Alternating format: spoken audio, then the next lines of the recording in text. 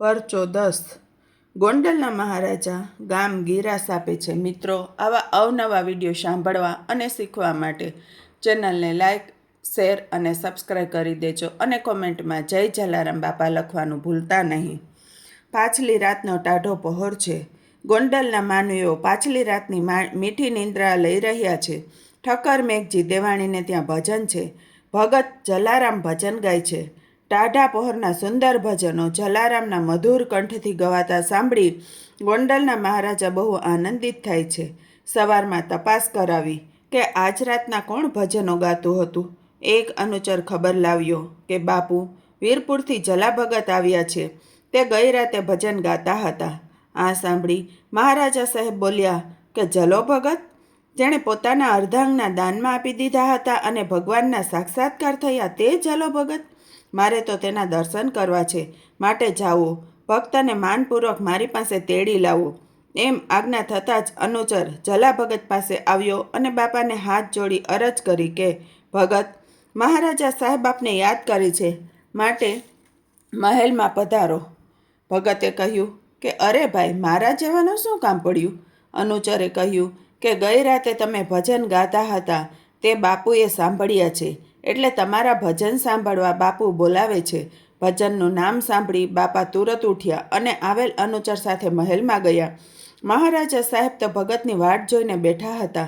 ભગતને આવતા જોઈ મહારાજા સાહેબ ઊભા થઈ ભગતનો સત્કાર કર્યો અને હાથ જોડી વિનંતી કરી કે ભગત, કાલે રાતે તમે ભજન ગાતા હતા? હા બાપુ, હું ભગવાનનું નામ લેતો હતો। ભગત, ભજન બહુ મજાના હતા, મને થોડાક સંભળાવશો? લ્યો ને બાપુ, એમાં શું, બે નામ ભગવાનના લઉં। એમ કહી બાપા ભજન ગાવા માંડ્યા। 3-4 ભજનો ગાયા। ભજન સાંભળી મહારાજા સાહેબ બહુ ખુશ થયા અને બોલ્યા કે ભગત, તમારી નામના મેં બહુ સાંભળી હતી, પણ તમને નજરે આજ જોયા અને આજ તમારા મુખની વાણી સાંભળી। ભગત, હું બહુ ખુશી થયો છું અને મારા જીવનને ધન્ય માનું છું।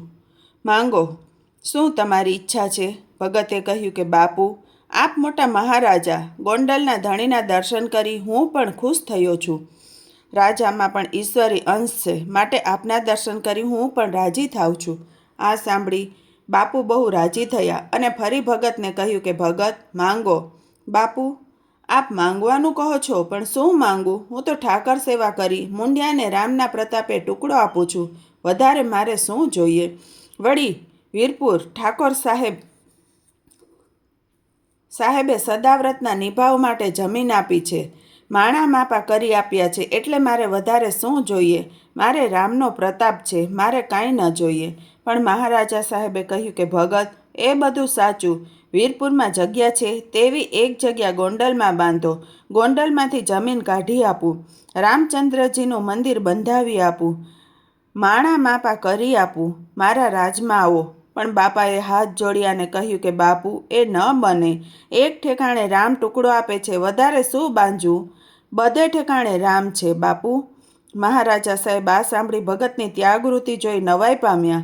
મહારાજા સાહેબ અને તેમના મંડળે બાપાને ખૂબ ખૂબ સમજાવ્યા, પણ બાપાએ તો હાથ જોડ્યા।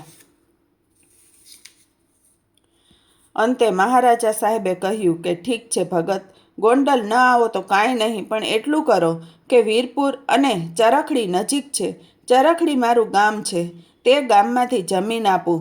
વીરપુરમાં સદાવ્રત છે, તેમ ચરખડીમાં પણ સદાવ્રત આપો। વીરપુરમાં દાળ રોટલો આપો છો, તેમ ચરખડીમાં ચોખા આપો। હવે બાપા લાચાર થઈ ગયા। સદાવ્રત આપવાની ના કેમ પાડે? સદાવ્રત આપવું એ તો બાપાનો જીવન મંત્ર હતો। બાપાએ હા પાડી। મહારાજા સાહેબે ચરખડીમાંથી જમીન કાઢી આપી। ચરખડીમાં ચોખાનું સદાવ્રત ચાલુ થયું। એક ભક્તે સરસ ભજન ગાયું છે કે વાહલો ચરખડીએ આપે ચોખલા રે, વીરપુરમાં આપે છે દાળ રોટલા રે, વીરપુર જાવું રે જલ્યાણ તારા નામને રે। પણ કાળે કરી રાજા મહારાજાઓ વિલાયત થઈ સુધર્યા અને બાપાના દેહાંત પછી ચરખડીનું સદાવ્રત બંધ થયું।